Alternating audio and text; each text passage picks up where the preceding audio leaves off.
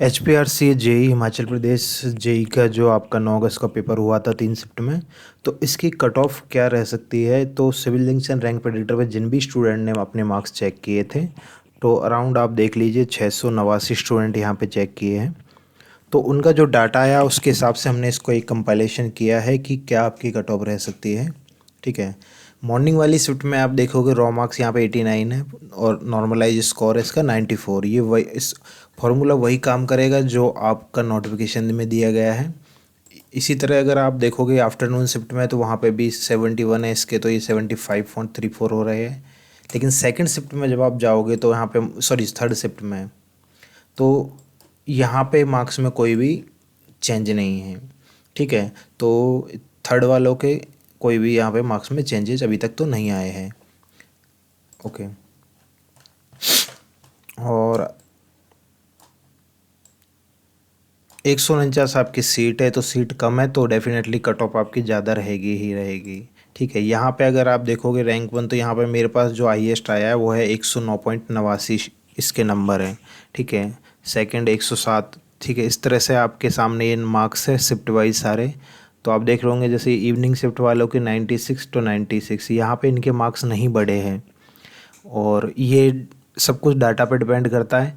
अब बात आती है कि इसमें जो सॉफ्टवेयर में हमने ये भी ऐड किया हुआ है कि आपको कट ऑफ भी जनरेट करके दें अभी के डेट। तो स्टूडेंट ने ज़्यादा एग्ज़ाम दिया, मेरे पास डाटा कम आया है, फिर भी मैंने अपने हिसाब से जो मुझे लगा और हमने इसको यूटिलाइज करते हुए एक फ़ाइनल कट ऑफ का यहाँ पे एनालिसिस आपके लिए बनाया है। तो ये आपकी है सीट। ठीक है, और एग्ज़ाम आपका हुआ है TCS के द्वारा। ठीक है, सो पेपर थोड़ा इजी नहीं था, इतना भी अच्छा लेवल था पेपर का, बट यहाँ पे सीट कम है तो कट ऑफ में आपको थोड़ा सा वेरिएशन देखने को मिलेगा। ठीक है, सो कट देखो, ये तो आपकी मॉर्निंग शिफ्ट में लगभग 5.89, आफ्टरनून में 4.69, मतलब मॉर्निंग शिफ्ट वालों के नंबर सबसे ज़्यादा बड़े हैं। दूसरी बात, जो भी ये कट ऑफ है ये नॉर्मलाइजेशन मार्क्स के हिसाब से है। ठीक है, ये यहाँ पे आपके जो है उनके हिसाब से नहीं है, रॉ मार्क्स के हिसाब से। तो अगर आप फर्स्ट शिफ्ट में है तो आपके इतने नंबर बढ़ा लो, सेकंड है तो आपके इसके बढ़ा लो। हो सकता है इससे ज़्यादा भी बढ़े क्योंकि डाटा सभी स्टूडेंट का नहीं है, तो थोड़ा बहुत आप इसमें 1 या 2 नंबर का लास्ट वेरिएशन ले सकते हो। ठीक है, तो यहाँ पे अगर हम देखें एक सेफर साइड स्कोर, अगर आपने नॉर्मलाइजेशन के हिसाब से मैं जितना डाटा आया है उसके हिसाब से तो ये नंबर है।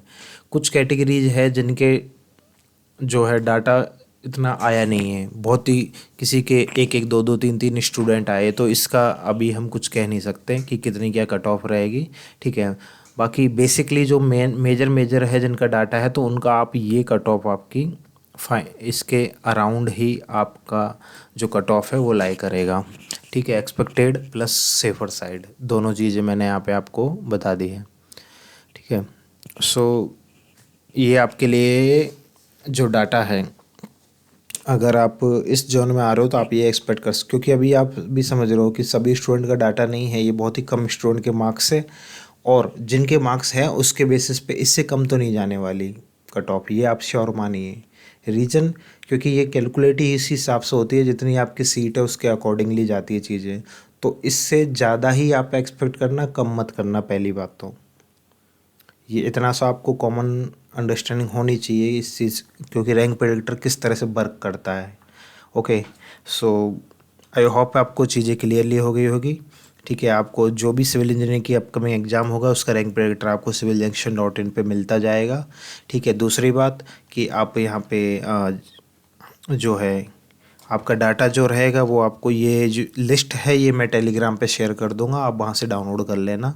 हम कभी भी स्टूडेंट की इन्फॉर्मेशन भी यहाँ पे शेयर नहीं करते, इसलिए नाम को हाइड कर दिया गया है।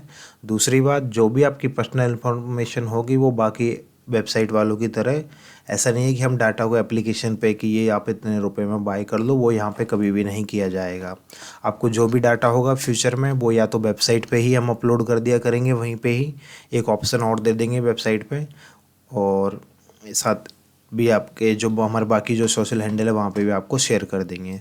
Thank you.